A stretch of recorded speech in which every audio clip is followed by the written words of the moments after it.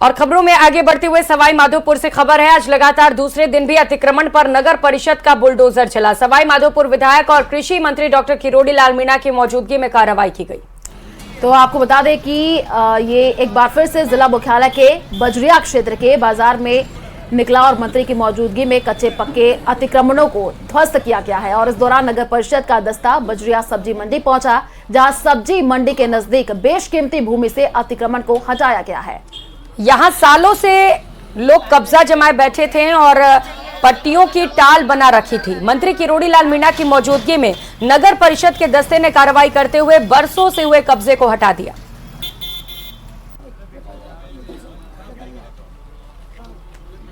तो भाई वो नगर आयुक्त तो बताएगा। और आमजन ने जो शिकायत की थी, इधर उधर इतना अतिक्रमण हो गया कि बाजार में चल पाना भी दुष्कर कार्य। तो अधिकारियों ने तय किया कि आम जन को आवागमन को असुविधा नहीं हो, और जो भी अवैध कंस्ट्रक्शन हो गए नगर परिषद से परमिशन से नहीं है, उन सब के खिलाफ नगर आयुक्त कार्रवाई कर रहे हैं। और खबर 12 से है, जहां अवैध खनन की शिकायत करना एक व्यक्ति को भारी पड़ गया है। अवैध खननकर्ताओं ने देर रात उसके घर में घुस करके उसकी पत्नी से मारपीट कर दी और साथ ही बाहर खड़ी जेसीबी ट्रैक्टर में तोड़फोड़ भी कर दी। मामला कोतवाली थाना क्षेत्र के कुंज विहार कॉलोनी का है, जहां रहने वाले कन्हैया लाल प्रजापति के घर में अवैध खनन करने वाले लोगों ने घुसकर मारपीट की और तोड़फोड़ भी की। दरअसल पाठेड़ा इलाके में लंबे समय से भाजपा नेताओं के संरक्षण में मिट्टी का बड़े पैमाने पर अवैध खनन किया जा रहा है, जिसकी शिकायत कन्हैया लाल ने खान विभाग को कर दी। खनन विभाग ने मौके पर पहुंच करके यहां से एक जेसीबी को पकड़ लिया। और इसी बात से गुस्साए खननकर्ताओं ने देर रात 20 से अधिक की संख्या में कन्हैया लाल के घर पर हमला कर दिया और जमकर मारपीट की।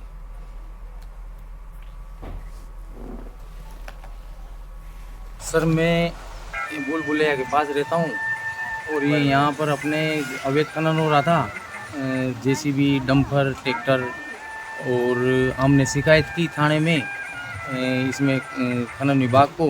तो खनन विभाग ने एक्शन लिया, जेसीबी को पकड़ने आए, पकड़ के भी ले गए। उन्होंने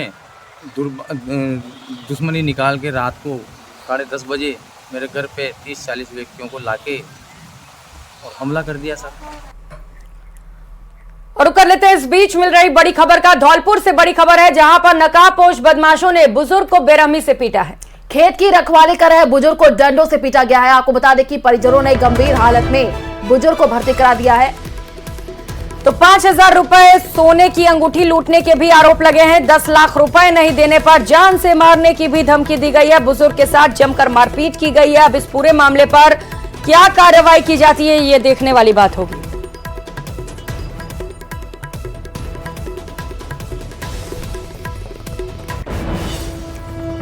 और 12 से बड़ी खबर सामने आ रही है। वन विभाग को बड़ी कामयाबी मिली है। आपको बता दें कि खैर लकड़ी तस्करी मामले में एक कामयाबी मिली है। वन विभाग की टीम ने 4 लोगों को गिरफ्तार किया है।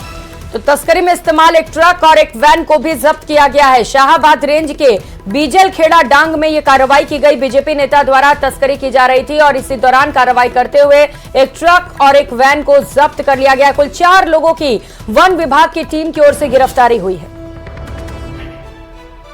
तस्वीरें भी आपको दिखा रहे हैं 12 से ये बड़ी खबर, जहां पर खैर लकड़ी तस्करी मामले में वन विभाग की टीम को बड़ी सफलता हाथ लगी है और वन विभाग की टीम ने 4 लोगों को गिरफ्तार किया है।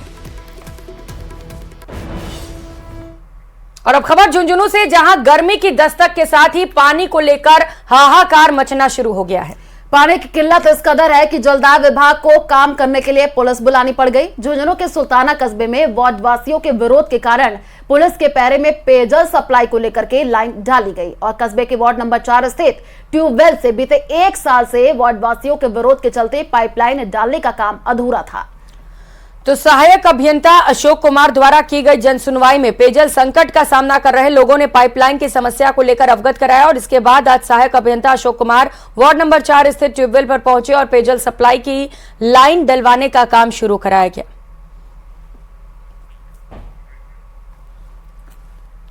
अब ये किसी के दबाव में या फोर्स में आके इलेक्शन होने के बाद में ये नई लाइन डाल रहे हैं दूसरे वार्डों में, दूसरे मोहल्ले के अंदर। अभी ये हम भी संकट में आ जाएंगे, वो भी। मेरा समाधान ये है, जो प्रशासन यहाँ है, वो पुलिस विभाग भी है, JEN भी है, AEN साहब भी हैं, तो उनसे मेरा रिक्वेस्ट है कि हमारा स्थायी समाधान निकालें।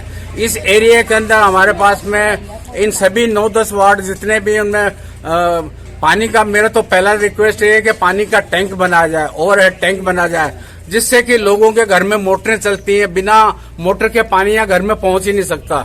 और दिल्ली से मिल रही बड़ी खबर का रुख कर लेते हैं। मुख्यमंत्री भजनलाल शर्मा के दिल्ली दौरे से जुड़ी ये बड़ी खबर और अपडेट बता दें। पूर्व दिल्ली के बीजेपी प्रत्याशी हर्ष मल्होत्रा के समर्थन में प्रचार प्रसार किया जाएगा। तो पूर्व दिल्ली के बीजेपी नेताओं और कार्यकर्ताओं की बैठक ले रहे हैं। आपको बता दें कि शाहदरा के जिला कार्यालय में सीएम भजनलाल ये बैठक ले रहे हैं। लोकसभा चुनाव में जीत की सीएम रणनीति बना रहे हैं। आपको बता दें कि सीएम भजनलाल कार्यकर्ताओं को जीत का मंत्र भी दे रहे हैं। तो दिल्ली से आई ये तस्वीरें इस वक्त आपके टीवी स्क्रीन पर महासंग्राम 2024 से जुड़ी, जहां पर बीजेपी प्रत्याशियों के समर्थन के लिए मुख्यमंत्री भजनलाल शर्मा लगातार प्रचार प्रसार में जुटे हुए और उससे पहले कार्यकर्ताओं की ये बैठक ली जा रही है, जहां पर चुनाव में जीत के लिए खास रणनीति तैयार की जा रही है।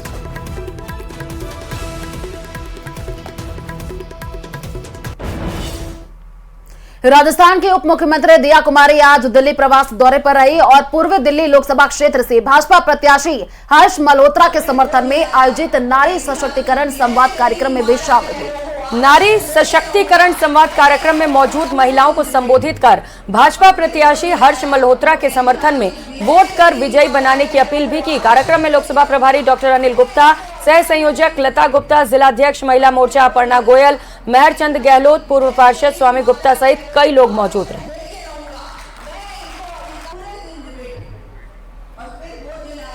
और ये तस्वीरें भी अब आपको टीवी स्क्रीन पर दिखा रहा है, जिसमें आपको डिप्टी सीएम दिया कुमारी नजर आ रही हैं, जो कि संवाद करते हुए नजर आ रही हैं। नारी सशक्तिकरण कार्यक्रम को उन्होंने संबोधित किया है और बातचीत भी की है लोगों से। कार्यक्रम में बड़ी संख्या में जो महिलाएं हैं वो भी मौजूद रही। तस्वीरों के माध्यम से आप देख पा रहे हैं। तो बीजेपी प्रत्याशी के समर्थन में वोट मांगती हुई उप मुख्यमंत्री दिया कुमारी नजर आई।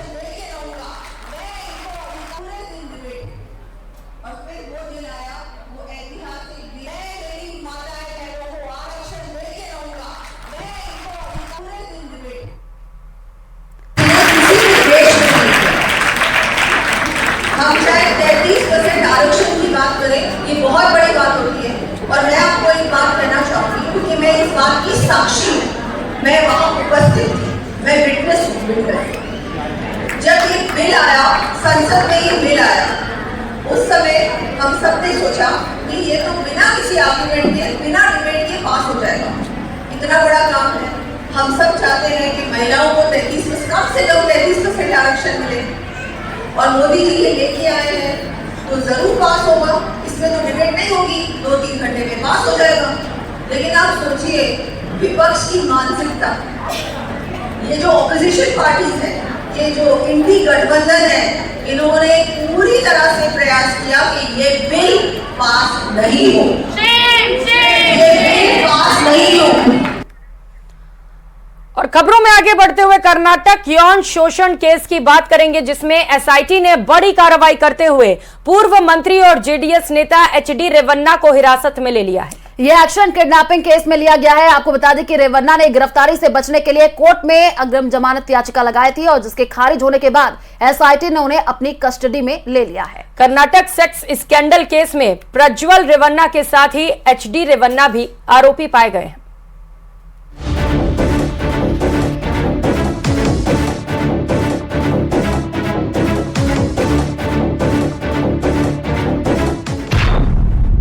कर्नाटक सेक्स स्कैंडल केस में एसआईटी का एक्शन। एसआईटी की हिरासत में जेडीएस नेता एचडी रेवन्ना। प्रज्वल रेवन्ना पर कसा जांच का फंदा।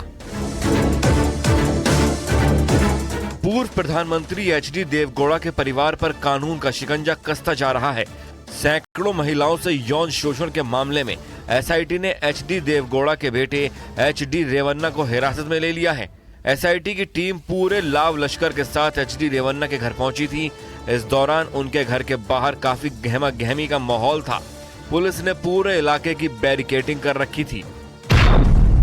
एचडी रेवन्ना पर यह कार्रवाई सेक्स स्कैंडल केस से जुड़े महिला के अपहरण के मामले में हुई। अपहरण के एक मामले में कोर्ट से अग्रिम जमानत खारिज होने के बाद कर्नाटक सरकार की तरफ से गठित एसआईटी ने उन्हें हिरासत में लिया। एचडी रेवन्ना मौजूदा वक्त में जेडीएस से विधायक भी हैं। ಪೊಲೀಸ್ನವ್ರಿಗೆ ಕೇಳದೆ ನಾವು ಇದರಲ್ಲಿ ಇಂಟರ್ಫಿಯರ್ ಆಗಲ್ಲ, ಯಾಕಂತ ಕಾನೂನು ರೀತಿಯ ಕ್ರಮ ತಗೋಬೇಕು. ಅವರು ಆಂಟಿಸಿಪೇಟರಿ ಬೇಲ್ ಮೂವ್ ಮಾಡಿದ್ರಂತೆ, ಯಾವುದೋ ಕಿಡ್ನಾಪ್ ಕೇಸ್ನಲ್ಲಿ ಆಂಟಿಸಿಪೇಟರಿ ಬೇಲ್ ಸಿಕ್ಕಲಿಲ್ಲ, ವಜಾ ಆಗೋಯ್ತು ಅವ್ರ ಆಂಟಿಸಿಪೇಟರಿ ಬೇಲ್. ಅದಕ್ಕೆ ಅವ್ರನ್ನ ಕಸ್ಟಡಿ ತಗೊಂಡಿರ್ಬೇಕು ಅಂತ ಅನ್ಸುತ್ತೆ. इससे पहले प्रज्वल रेवन्ना मामले पर कर्नाटक के मुख्यमंत्री सिद्धारमैया ने भी टॉप पुलिस अधिकारियों और एसआईटी टीम के साथ इमरजेंसी मीटिंग भी की थी। जो एक्शन लेना चाहिए वो एक्शन गवर्नमेंट एसआईटी ले रही। एसआईटी तो इंडिपेंडेंट, उन्होंने एक कमेटी की है, वो कमेटी जो काम कर रही है कानून के तहत कर रही है, और जो भी आदमी गलती करता है उसको शिक्षा जरूर होना चाहिए। और अगर कानून का भय किसी को नहीं है तो बहुत कानून के तहत देश अगर चलेगा नहीं तो सबको मुश्किल होता है। बेटे प्रज्वल रेवन्ना के साथ एचडी रेवन्ना भी कर्नाटक सेक्स स्कैंडल में आरोपी हैं। दोनों को शनिवार को दूसरा लुकआउट नोटिस भेजा गया। मीडिया रिपोर्ट्स के मुताबिक शनिवार को जब एसआईटी जांच के लिए रेवन्ना के घर पहुंची तो रेवन्ना समर्थकों और एसआईटी टीम के बीच नोकझोंक भी हुई। दरअसल प्रज्वल हासन से जेडीएस के सांसद और लोकसभा उम्मीदवार हैं। हासन में 26 अप्रैल को दूसरी चरण की वोटिंग हुई थी। इसके बाद प्रज्वल जर्मनी चले गए थे और आरोपों के बाद प्रज्वल को 30 अप्रैल को जेडीएस से सस्पेंड कर दिया गया था। लोकसभा चुनाव के बीच कर्नाटक में फूटे सेक्स स्कैंडल बम से सियासी पारा हाई है और विपक्ष को जेडीएस के साथ साथ बीजेपी को भी घेरने का मौका मिल गया है, क्योंकि कर्नाटक में दोनों पार्टियां मिलकर चुनाव लड़ रही हैं और कांग्रेस की तरफ से इस मुद्दे को लेकर लगातार बीजेपी पर हमला भी किया जा रहा है। और चलिए रुक करते अगली खबर की ओर। ब्यावर में लंबे इंतजार के बाद आखिर शहर के एकमात्र बिचडली तालाब के क्षतिग्रस्त परकोटे का निर्माण कार्य शुरू हो गया है। नगर परिषद के अधिकारी पुलिस जाब्ते के साथ परकोटे पर पहुंचे, जहां पर निर्माण कार्य में उत्पन्न हो रही बाधाओं को दूर किया गया। इस दौरान जेसीबी की सहायता से परकोटे के क्षेत्र में हो रहे पक्के निर्माणों को भी ध्वस्त किया गया और नींव की खुदाई शुरू की गई। आपको बता दें कि नगर परिषद प्रशासन ने पूर्व परकोटा निर्माण के लिए कार्यादेश जारी कर दिए थे और निर्माण कार्य के लिए पूर्व में तैयारी भी शुरू कर दी थी, लेकिन लोकसभा चुनाव के चलते यह कार्य टल गया था। परकोटा निर्माण के लिए 20 लाख का बजट स्वीकृत किया है। परसों से हमारी जो धरोहर है परकोटे की, उसके दीवार की शिकायत पूर्व में मिली थी और पूर्व में टेंडर भी जारी किया गया था, लेकिन कुछ कारणवश से लोग विरोध कर रहे थे। पहले भी काम चालू था ये, लेकिन उसको अवरोध आया तो पूरी जाब्ता मांग के अधिकारियों ने उस काम को लगातार निरंतर चालू करवाया है, ताकि वो धरोहर का हमारी बची रहे। और जो लोग इतने सालों से अपेक्षा करते हैं या कई बार आप अखबार पढ़ने में या देखते हो शिकायतें रखते हैं, तो शिकायत को दूर करने का काम हमने कई महीने पहले ही कर दिया था, पर ये प्रगति पे नहीं आया, धीरे धीरे चल रहा था। अभी पूरी जाब्ता लेके वो आज कार्रवाई हमारे नगर परिषद के अधिकारियों ने की है, इसको लगातार जारी किया जाएगा। और अब बात अलवर की कर लेते हैं, जहां पर जिला परिषद की मुख्य कार्यकारी अधिकारी प्रतिभा वर्मा ने पंचायत समिति गोविंदगढ़ क्षेत्र में मनरेगा कार्य का निरीक्षण किया। और इस दौरान अधिकारी ने मनरेगा श्रमिकों से 3 वर्ष से काम नहीं मिलने की शिकायत मिलने पर अधिकारियों को जम करके फटकार लगाई।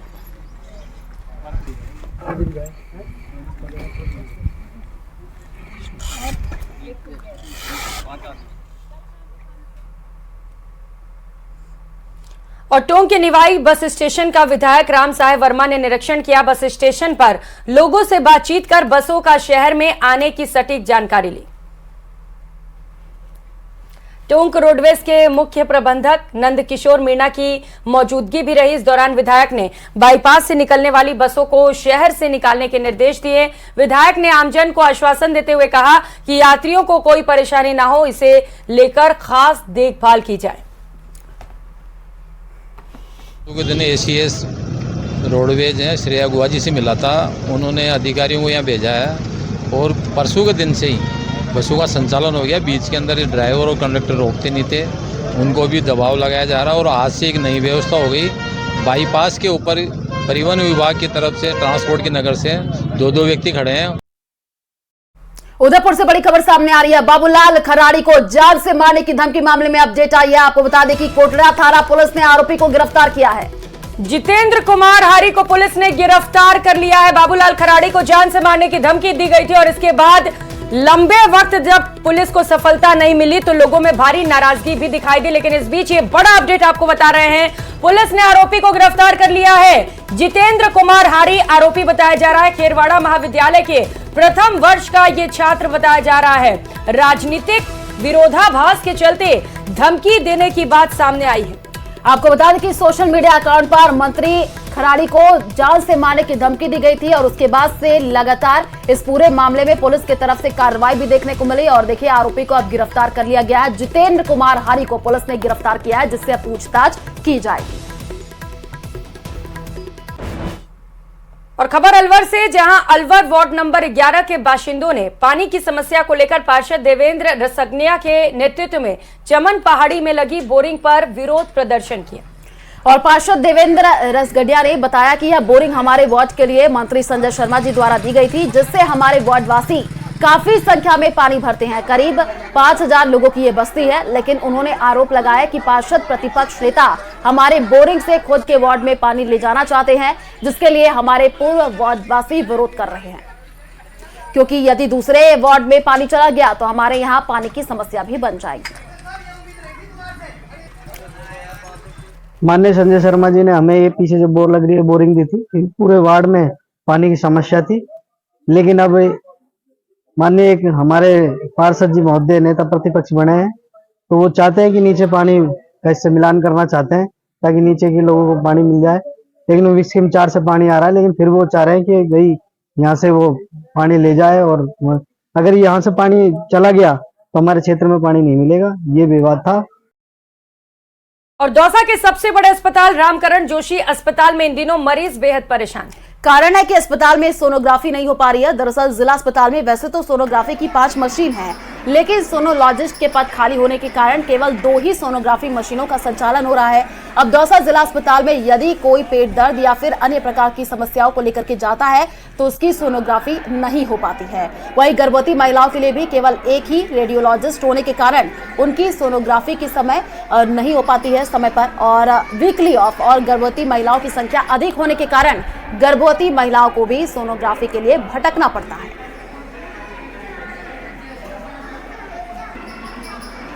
पांच सोनोग्राफी की मशीन है। एक हमारी मशीन अभी सोनोलॉजिस्ट उसमें मैम चेस बिल्डिंग है, वो तो चालू है। और एक सेंटर हमारा चालू था 3 दिन, चूँकि हमारे पास सिर्फ सोनोग्राफी करने के लिए एक रेडियोलॉजिस्ट है, तो वो अभी लगातार कार्यरत है एमएचएस बिल्डिंग में। और इसमें सामान्य जो सोनोग्राफी के लिए यहाँ पे 3 दिन जो भांडारी सीएससी से लगा रखा था, तो राज्य सरकार के एक आदेश के बाद सीएमएचओ ने उसको यहाँ से रिलीव करवा दिया है। और चलिए रुक करते हैं अगली खबर की ओर। बाड़मेर जिला मुख्यालय के गुड़ीसर गांव के पास हजीराम की ढाणी के रहने वाले इलियास खान, जो अपने आसपास के क्षेत्र से अलग अलग नस्ल के घोड़े के बच्चे खरीद उनका पोषण करते हैं और इसके साथ ही बड़ी बड़ी रेस में भाग लेने के लिए उन्हें ट्रेंड किया जाता है, जिसके बाद एक घोड़े को लाखों की कीमत में भी बेचते हैं। अश्वपालक इलियास खान ने बताया कि अश्वपालक की परंपरा हमारे पूर्वजों की ओर से चली आ रही है और छोटे घोड़े के बच्चे को खरीद उनकी देखरेख की जाती है। हम लगभग 30-35 साल से कर रहे हैं ये घोड़ों का पालन, और हमारे ये दादा पीढ़ियों से हमारे ये घोड़ा पे रखते हैं। हम लेके आते हैं 5-6 महीने के बच्चे लेके आते हैं, उनको फिर तैयार करते हैं। हम 7.5 से लाख में ये घोड़ा भी बेचा है, एक 5 लाख में भी बेचा है, एक 6 लाख में भी बेचा है। मुश्किल तो होता है, पर भी ये घोड़ों का प्रेम की ऐसा है। घोड़ों के छोटे थे ये घोड़ों की हम पालन पोषण भी करते हैं। और भारत की आध्यात्मिक और हिंदू रीति रिवाजों में प्रभावित होकर शुक्रवार को जापान का 18 सदस्यीय दल तीर्थराज पुष्कर पहुंचा। सभी ने पुरोहित पंडित सुभाष पाराशर के सानिध्य में ब्रह्मा घाट पर सामूहिक रूप से सरोवर की पूजा अर्चना कर करीब 1.5 घंटे तक हवन यज्ञ किया। जापानी दल में शामिल सभी महिला पुरुष सदस्यों ने पंडित द्वारा उच्चारित वैदिक मंत्रोच्चारण के बीच यज्ञ विधि में आहुतियां देकर के विश्व कल्याण एवं खुशहाली की कामना की है। खास बात यह है कि सभी सैलानी सफेद परिधान में थे तथा एकाग्र मन से हवन पूजन किया। सैलानियों ने बताया कि उन्हें हवन पूजन करना अच्छा लगता है तथा